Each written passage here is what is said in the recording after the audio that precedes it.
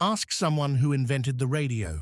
Go ahead, ask anyone, a student, a teacher, a person on the street.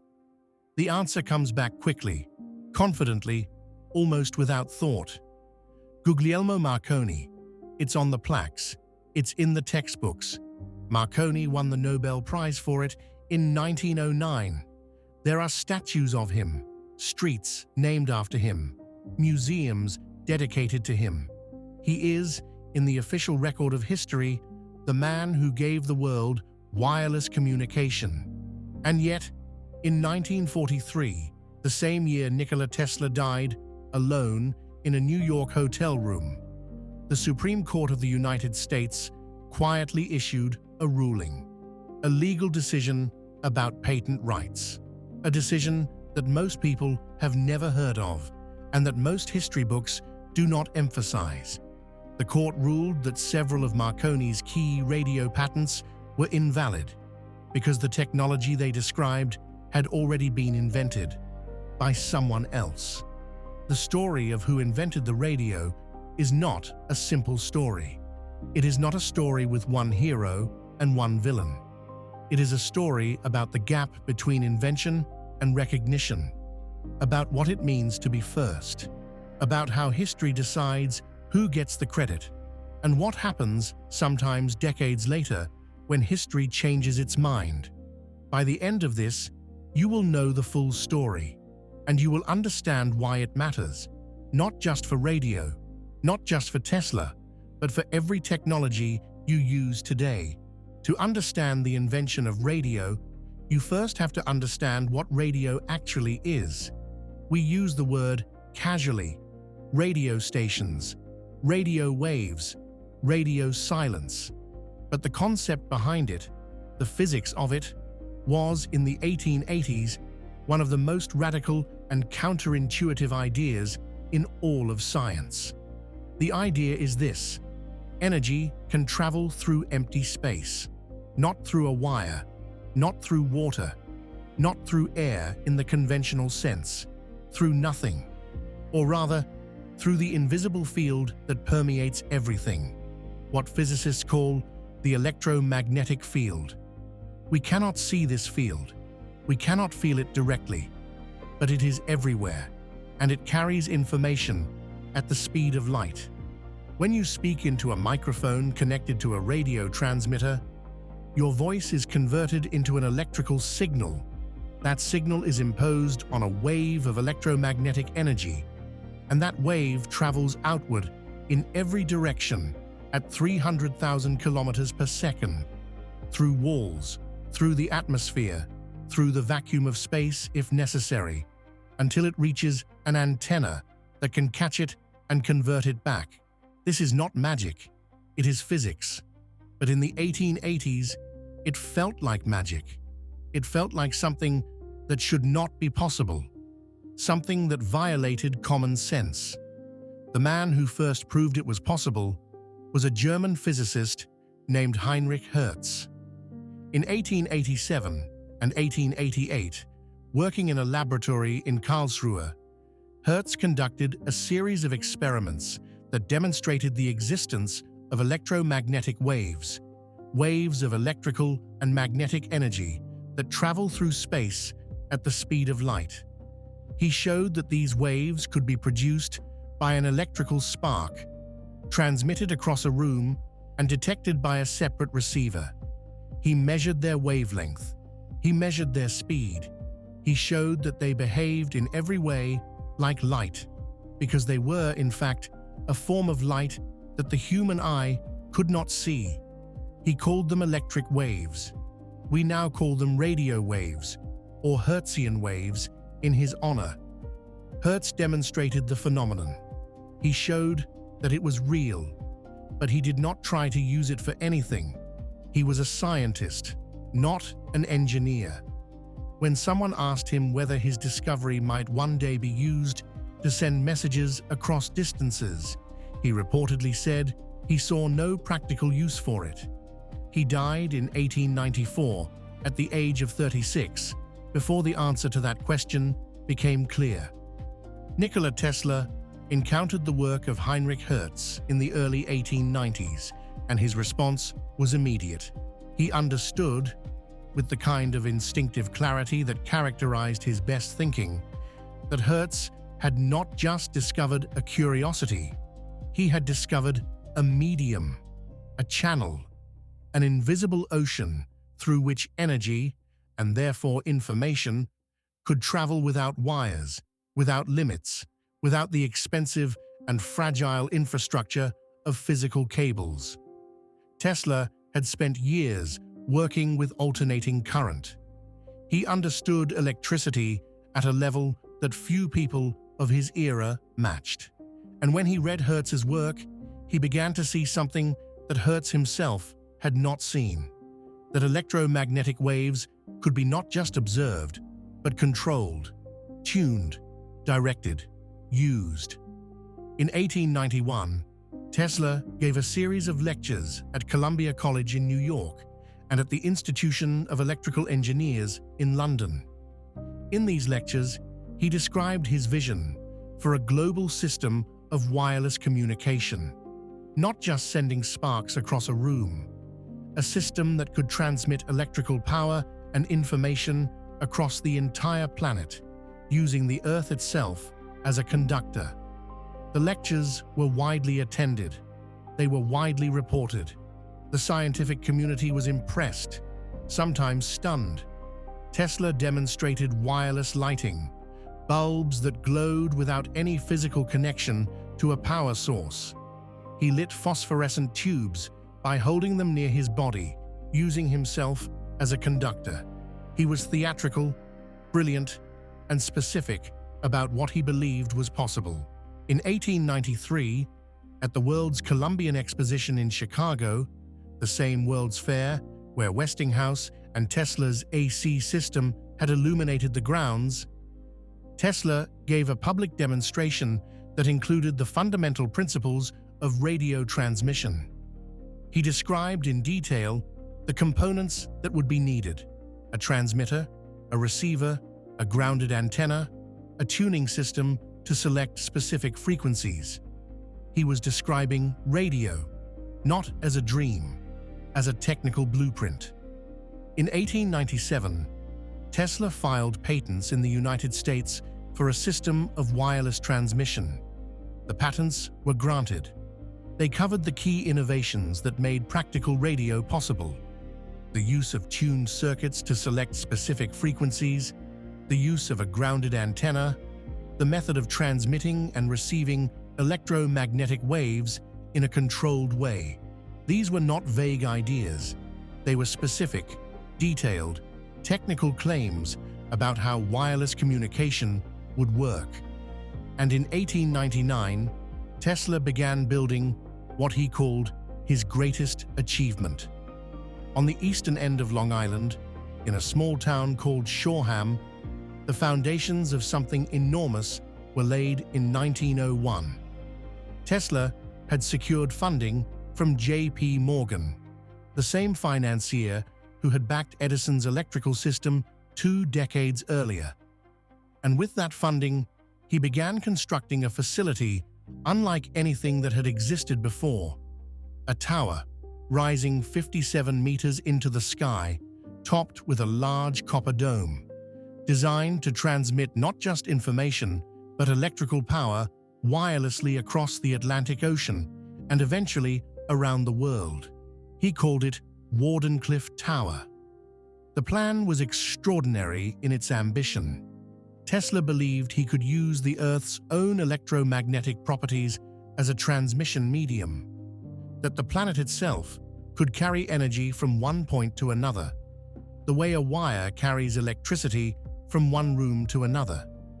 He imagined a world where ships at sea could receive power and messages, where any point on the globe could communicate with any other point, without cables, without wires, without the infrastructure of the existing telegraph system. The problem was money. J.P. Morgan had invested in a commercial communications system, something that could compete with the existing transatlantic telegraph cables. When he understood the full scope of Tesla's vision, not a communication system, but a global wireless power grid, he began to have doubts. If anyone anywhere could receive free electrical power from Tesla's tower, who would pay for it? Where was the business model? Morgan's doubts became hesitation. His hesitation became withdrawal. And while Tesla was still building, still working, still believing that funding would come, someone else was moving faster. Guglielmo Marconi was born in Bologna, Italy, in 1874, 18 years after Tesla, in a world that was already beginning to crackle with electrical possibility. His background was unusual for a major inventor of the era. He was not a trained scientist. He had no university degree in physics or engineering. He was the son of a wealthy Italian landowner and an Irish mother, and he had the resources and the freedom to pursue his interests with a level of single-minded focus that a working engineer or a university researcher rarely could. He became interested in Hertz's experiments in the early 1890s while still a teenager. He read everything he could find. He began experimenting in the attic of his family's estate near Bologna, building transmitters and receivers from whatever materials he could obtain. By 1895, Marconi had achieved something significant. He had transmitted a wireless signal across his family's garden, a few hundred meters. Not impressive by the standards of what Tesla was describing, but real, tangible, demonstrated. And here is where Marconi's story diverges from Tesla's in a way that tells you something important about the difference between invention and execution. Marconi did not wait. He did not theorize. He did not write papers or give lectures. He built, tested, adjusted, built again. And when he had something that worked, he went to the people who could help him turn it into a product. He took his apparatus to the British Post Office in 1896 and demonstrated it. He incorporated the Marconi Wireless Telegraph Company in 1897, the same year Tesla filed his radio patents in America. He began selling his technology to shipping companies and navies. He established wireless stations along the British coast, and on the 12th of December, 1901, on a hill in Newfoundland, Canada, Guglielmo Marconi received the first transatlantic wireless signal, the letter S in Morse code, transmitted from Cornwall, England, across more than 3,000 kilometers of open ocean. The world took notice. Tesla did not. Technically, he was not yet finished, but the world had already moved on. In the years that followed, the question of who had truly invented radio began to move from scientific debate into legal territory. The issue was specific. Radio is not a single invention. It is a system of inventions, a collection of technologies that have to work together for wireless transmission to function. And many of those technologies, the tuned circuits, the grounded antenna, the method of controlling frequency, had been described, patented, and publicly demonstrated by Nikola Tesla before Marconi built his first practical transmitter. Marconi himself was aware of Tesla's work. He had to be. The scientific publications where Tesla's ideas appeared were not obscure. His lectures were famous. His patents were registered and publicly available. When Marconi applied for a patent in the United States in 1900, the Patent Office rejected it. The reason given was that the claims conflicted with existing patents, Tesla's patents specifically.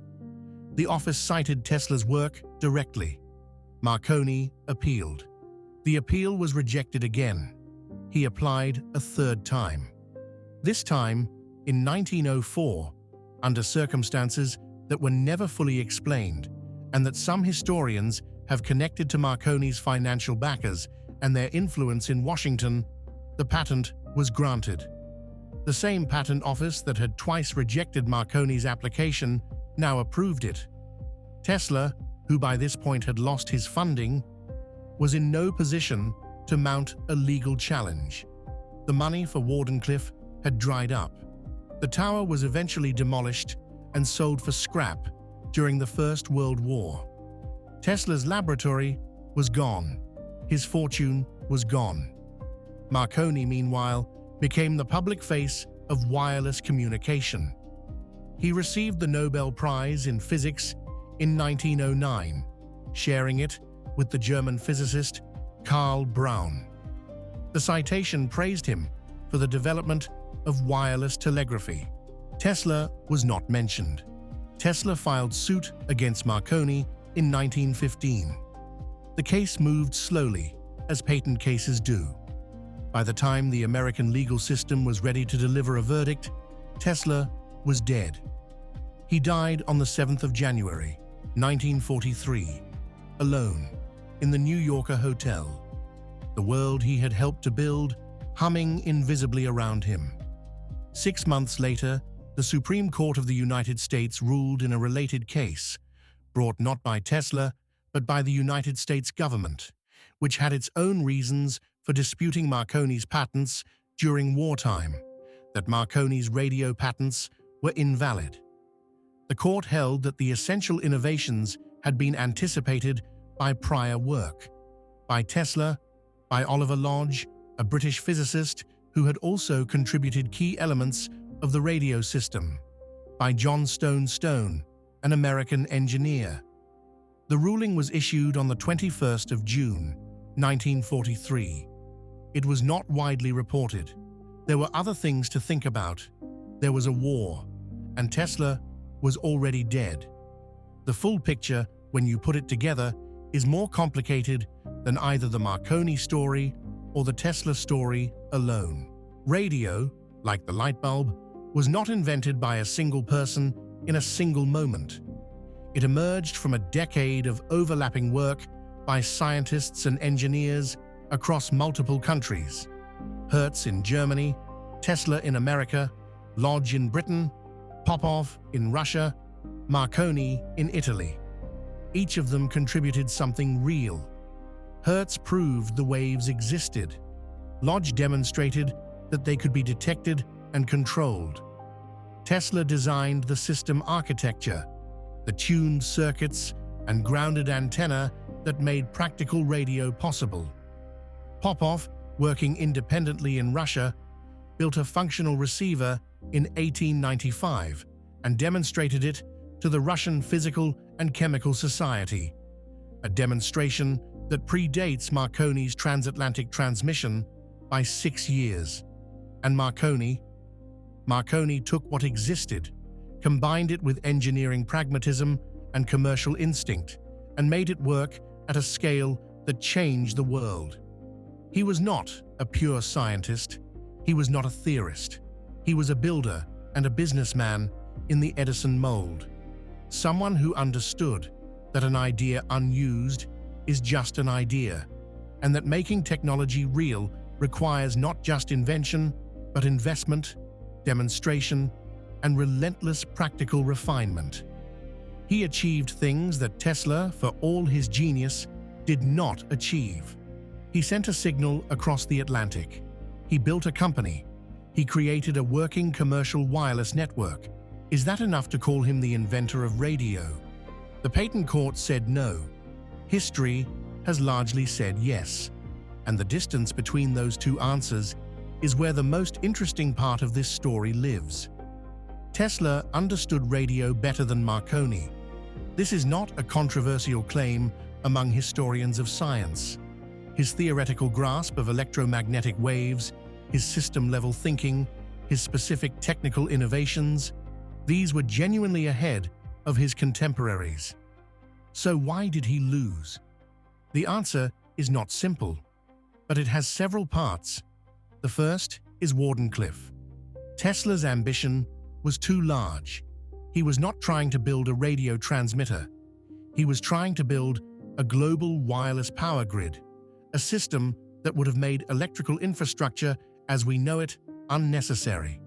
That ambition required resources and timelines that no commercial investor was willing to support in 1901. When J.P. Morgan withdrew, Tesla had no fallback. He could not scale down his vision. He could not pivot to a smaller, more immediately profitable application. He bet everything on the tower, and the tower was never finished. The second is temperament. Tesla was, in many ways, the opposite of a businessman. He was contemptuous of the commercial aspects of technology. He genuinely believed, at various points in his career, that his ideas were so obviously correct and so obviously valuable that the world would simply recognize them and provide what he needed. It rarely works that way. The third is timing. By the time the legal system was ready to vindicate him, he was gone. Patent cases move slowly. Life moves quickly. The decade that passed between Tesla filing suit and the Supreme Court ruling was a decade in which Marconi's name became permanently associated with radio in the public mind, in the schools, in the popular imagination. And the fourth, perhaps the most painful, is luck, or the absence of it. In 1895, just as Tesla was preparing to demonstrate wireless transmission over significant distances, his laboratory on South Fifth Avenue in New York City caught fire and burned to the ground. 5 floors of work, years of notes, prototypes, equipment, gone. It was the same disaster that had struck before, the same pattern. The extraordinary mind undone not by a superior competitor, but by a mundane catastrophe. He rebuilt, as he always did. But the delay was enough. By the time he was ready again, Marconi had moved. Here is what I find most worth thinking about when I sit with this story. We live in a world defined by wireless communication. Every mobile phone, every Wi-Fi network, every satellite link, every GPS signal, every Bluetooth connection, all of it descends directly from the principles that Tesla described in his lectures in 1891 and 1893. The architecture of modern wireless technology is his architecture. The mathematics is his mathematics.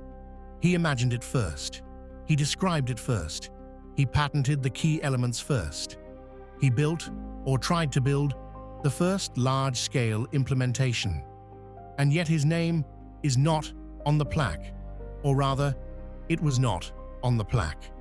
Until gradually, over the course of the late 20th century, historians and engineers began to re-examine the record. The 1943 Supreme Court ruling was rediscovered. IEEE, the Institute of Electrical and Electronics Engineers, the largest professional organization in the field, published analyses attributing fundamental radio technology to Tesla. Textbooks began to change. The narrative began to shift. Today, the official position of most scientific institutions is that radio was not invented by any single person, and that Tesla's contributions were foundational, predating and underlying Marconi's practical achievements. But Marconi still has the Nobel Prize. The museums are still named for him. The plaques are still on the walls. History is slow to correct itself. Somewhere, right now, a signal is traveling through the air around you. You cannot see it. You cannot feel it. But it is there, a wave of electromagnetic energy, carrying information at the speed of light, passing through the walls of the building you are in, through your body, through the space between galaxies if it travels far enough.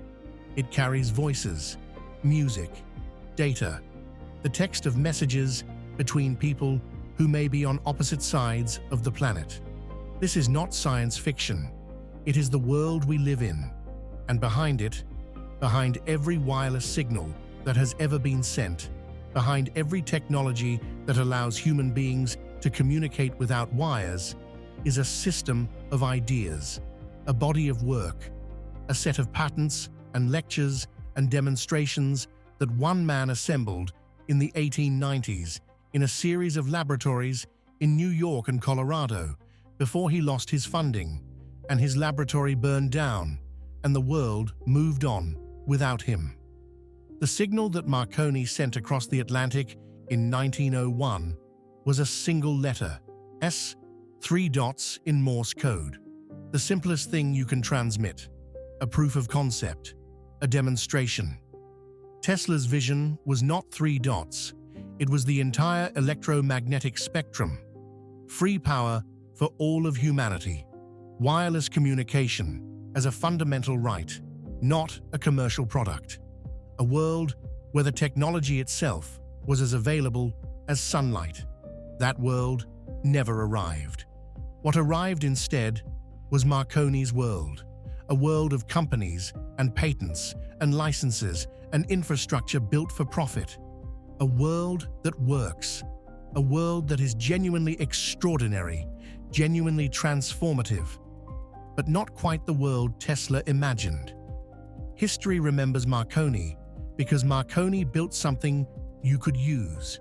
History is beginning to remember Tesla because Tesla imagined something you still cannot. Perhaps both of those things are true at the same time. The signal travels. Whoever sent it.